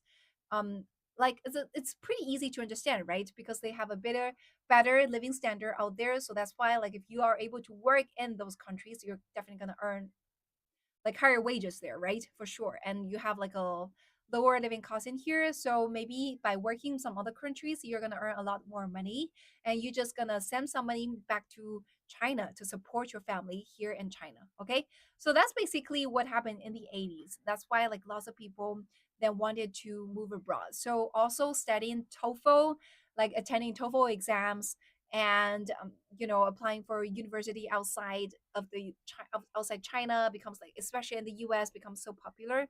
And I remember back then, like US also had like pretty friendly policies, kind of welcoming like people to come in here somehow, come in there. So somehow like what happens is lots of the Chinese people then wanted to go abroad to the US, and was also a phenomenon back then. Okay, back then, okay, it was also a phenomenon back then that you do see like Chinese women, especially Chinese women, would want to marry a white guy because they can then bring them to some, like to America, to other countries to live there. Okay. So they don't marry because of they love this person. They only get married because they want to use this person as a way to move to other countries. It was pretty common back then in the 80s.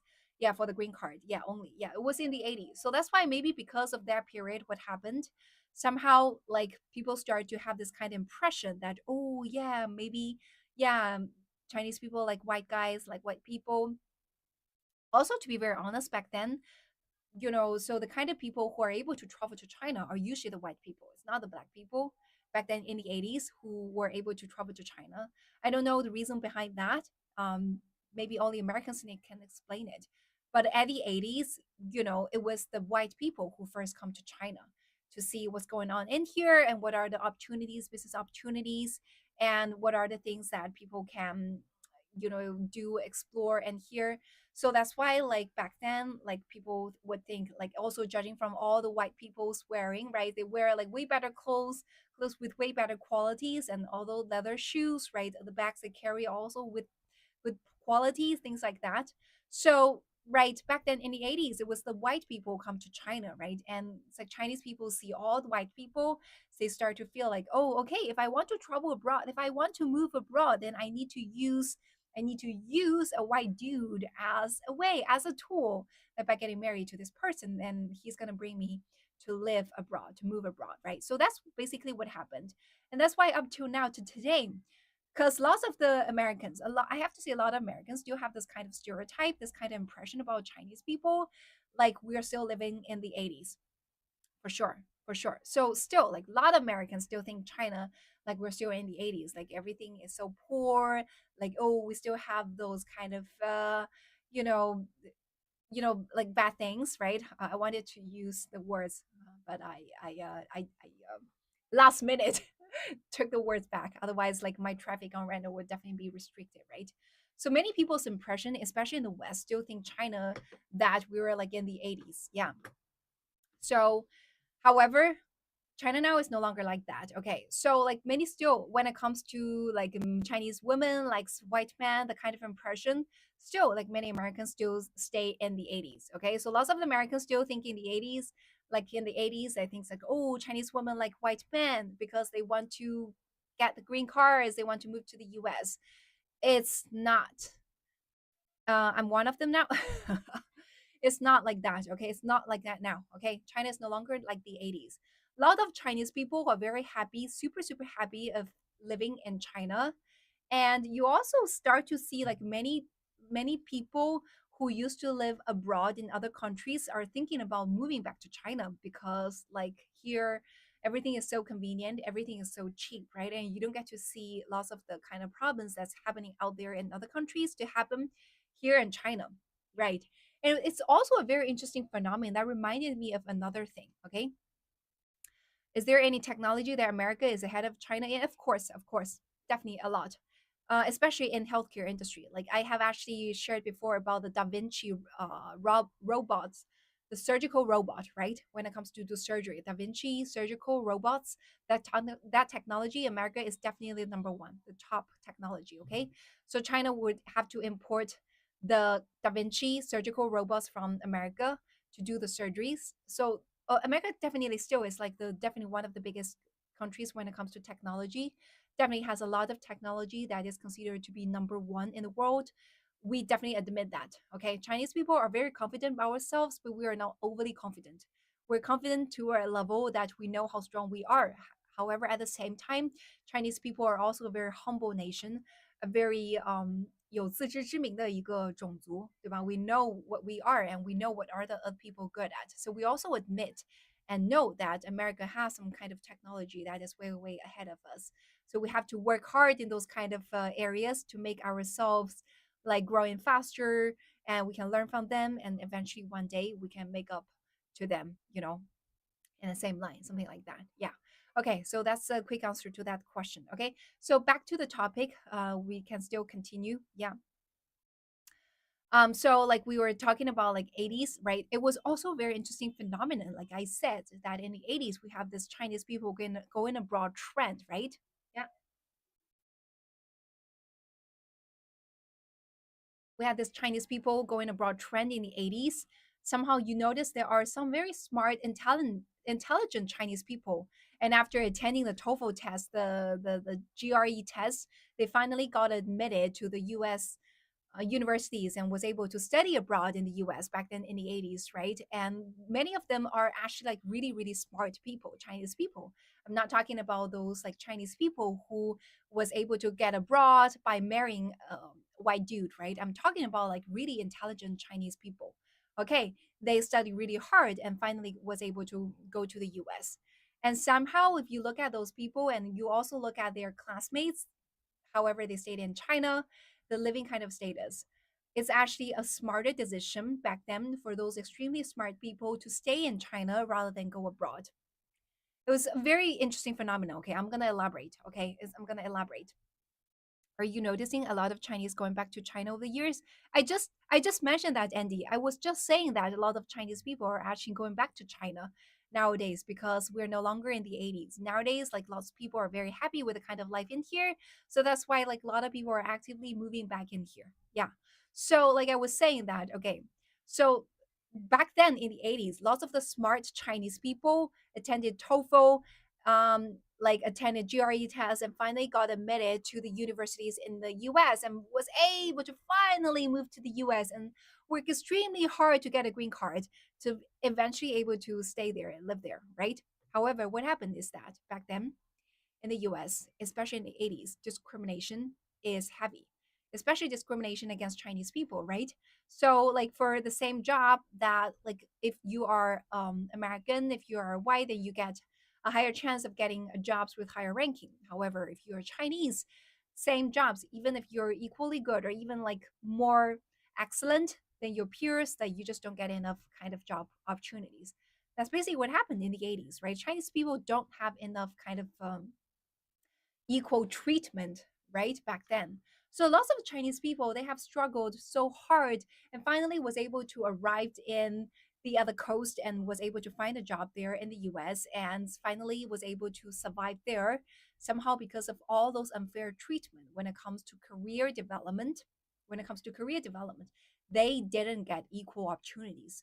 When you don't get equal opportunities, what happened is that okay, so first of all, you and your peer who is American, who is a white, who is a foreigner, you guys are start from the same starting point. However, when it comes to the career ladder, when you both are climbing the career ladder, they get more opportunities, you get less opportunities, you're still like moving like this, they're moving like that, right?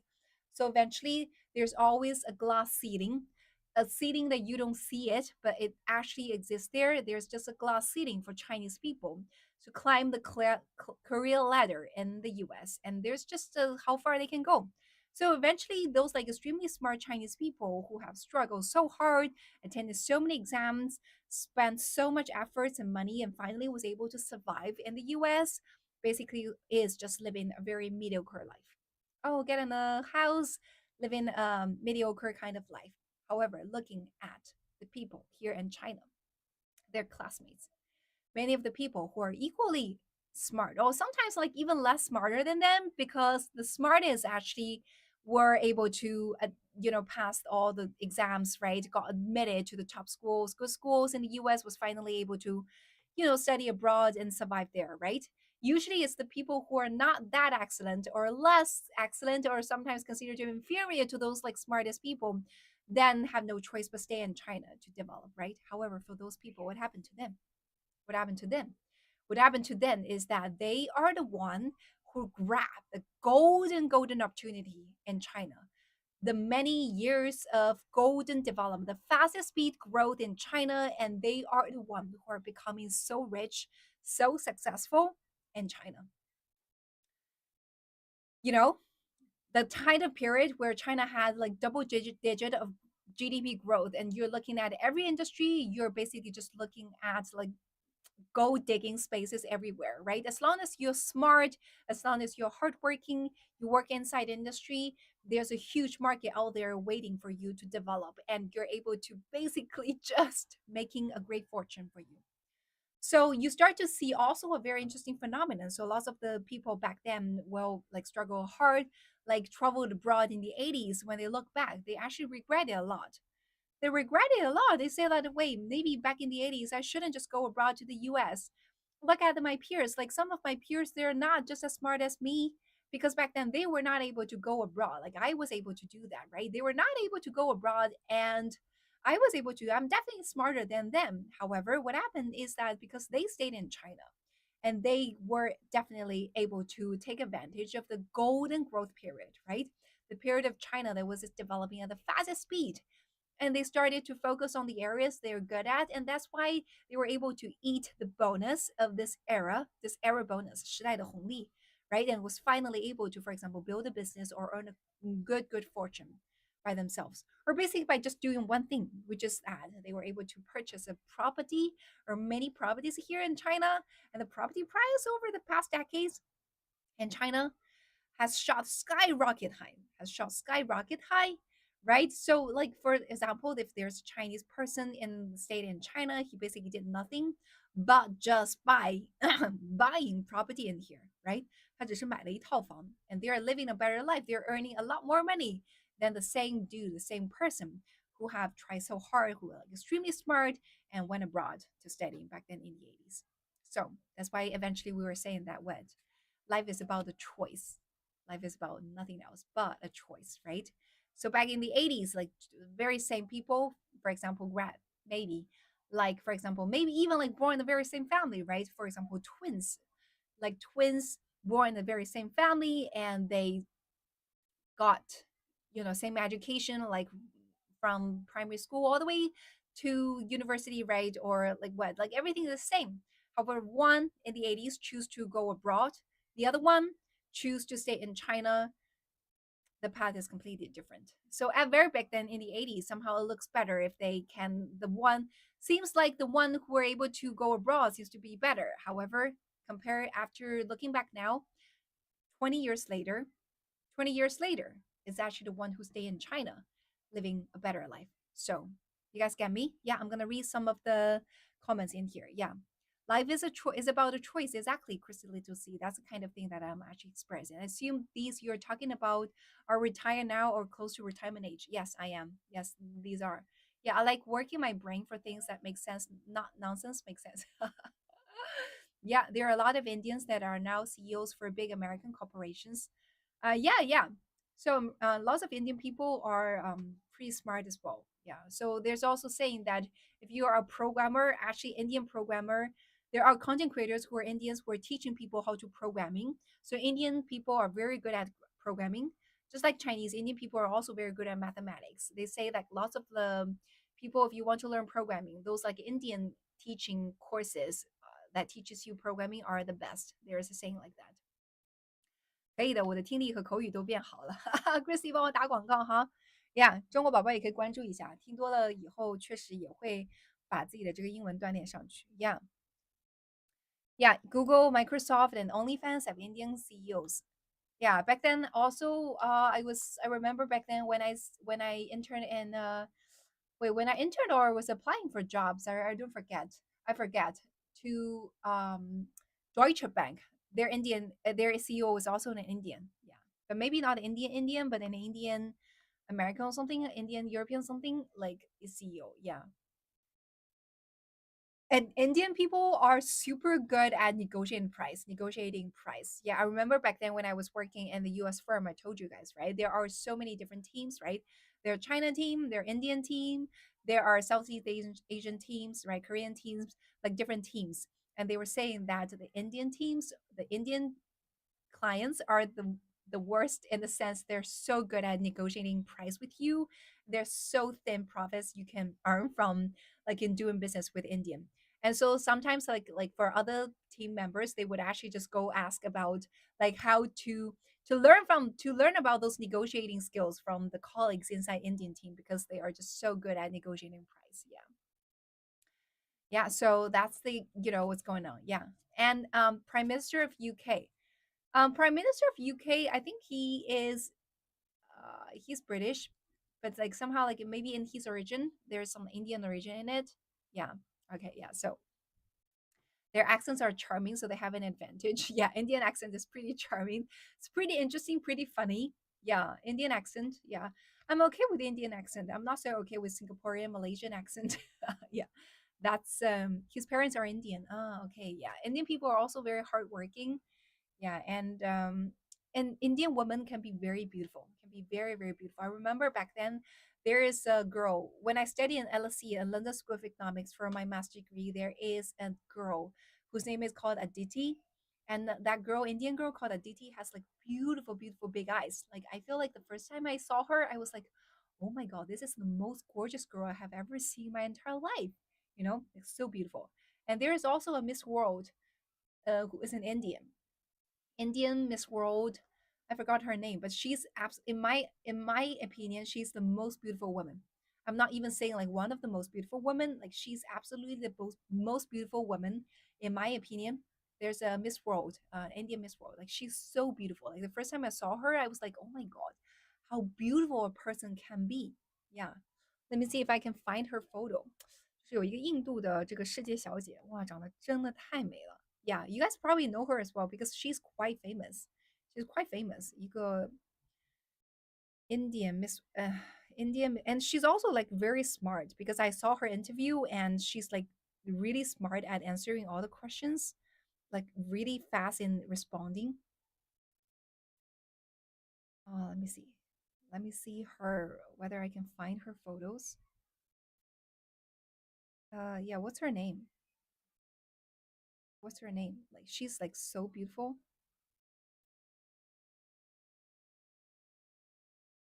Oh, Aishwarya Rai. Aishwarya Wairia Rai. Don't know how to pronounce her name, but if you guys haven't checked, can definitely check her. Like she's like so beautiful. Yeah. Okay. Mhm. I'm you more beautiful than you. Thank you. You're so nice, my friend. Like way, way, way, way, way more beautiful. Yeah, I'm considered to be like good looking, but I don't consider myself to be like absolutely stunning, kind of beautiful. Yeah, I am more like the type of person who's like very unique when it comes to like pretty. I'm not like ordinary type of kind of beautiful. Yeah, but thank you, my friend, for saying that. Yeah. Are Indian guys considered good looking? I could maybe pass for one if I darken. Depends on like some Indian guys are considered to be good looking. Yeah, so it's a matter of who you're talking about. Yeah, some people can be like really good looking. Yeah. However, when it comes to beauty aesthetics, like different people have like different countries also have like different beauty aesthetics. For example, some of the Chinese ladies that are considered to be very beautiful according to the Western standards are actually considered to be quite ugly in China. Yeah. So for example, somehow like the kind of um wait, Lucy Liu is like very famous, right? Lucy Liu is like very famous in the US, right? So Lucy Liu, like Americans, like many Americans think she's like very beautiful, right? Because she has a very Chinese kind of face. However, in some of the Chinese people's mind, like Lucy Liu's face is never considered to be beautiful at all. Like she's like a pretty mediocre kind of face in China. So the beauty kind of kind of aesthetic standards are very different. Yeah. But personally, I do like Lucy Liu a lot. I consider like for someone like her to able to barehandedly build her career out of Hollywood is definitely amazing. Yeah. Maybe the accent is a trait. You really like Indian accent, my friend Andrew, right?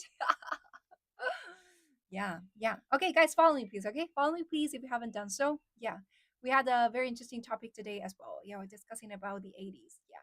So life is all about a choice, right? So today also, what might seem to be a good option, a good choice, might not be a good choice if you look 20 years later on. So never struggle, never struggle. I'll say, okay. So that's also some kind of life lessons we all can learn from the history, which is what is considered to be something good. Might not be something good eventually, right? I'm pretty sure back then in the 80s, right? Okay. Guys, my doorbell is ringing, so wait for a few seconds, okay? I'm gonna just go answer the doorbells. We'll be back very soon.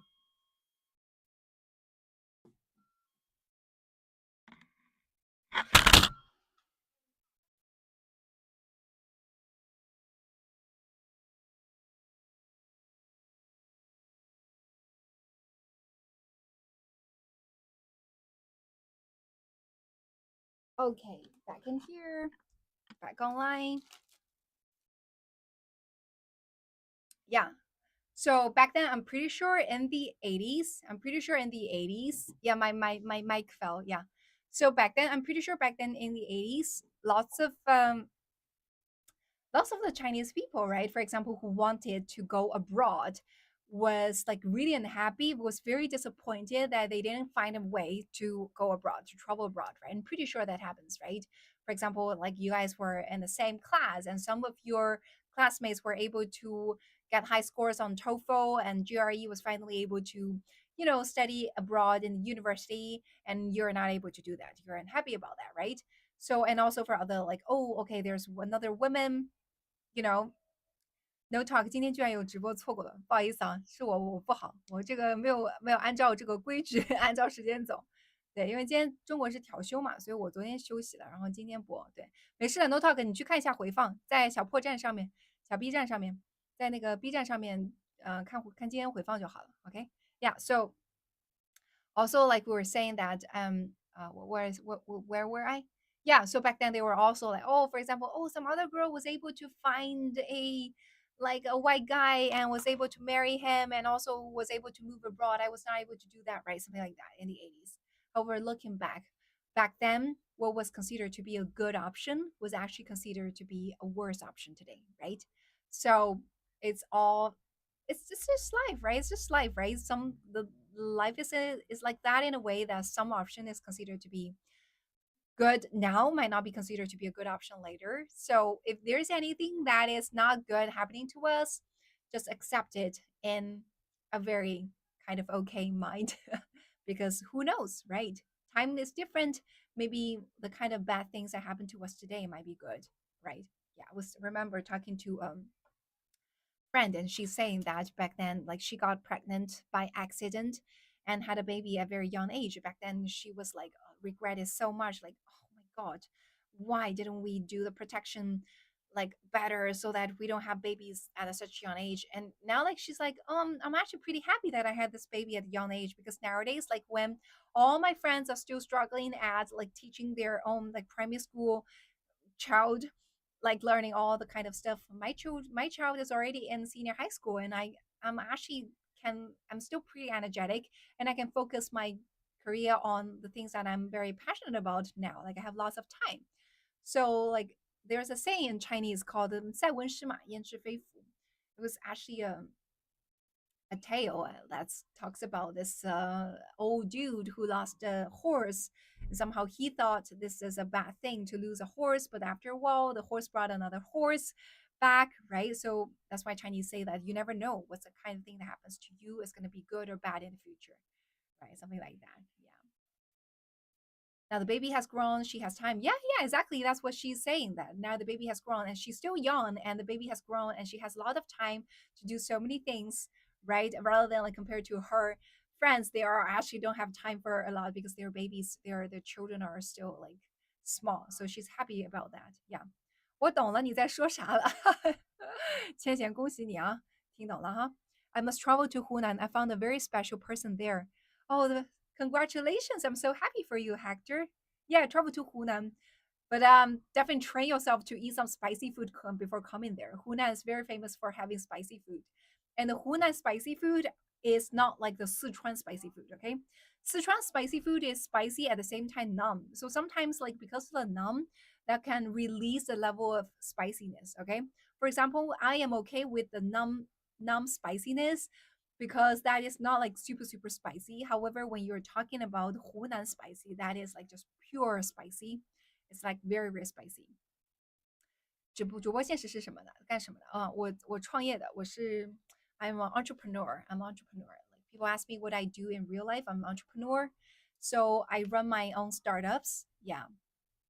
这个就是早上播着玩的嘛，确实是，说的没错，早上播着玩。但是我其实还挺享受做这件事情的，所以今天早上7点半到9点半吧，我突然会迟到一点点哈，7点半到9点半，对，然后会播一播。但是我觉得怎么说呢，社交媒体账号如果一旦起来的话，应该也有变现的方式，所以一定意义上算是播着玩，但一定意义上也是算是给未来的一个新的一个项目或者变现渠道去铺路吧，是这样子的你能给我一个建议吗？我想学英文，什么办法？Someone asked like, "Hey, can you give me a suggestion? I want to learn English. What's your approach?"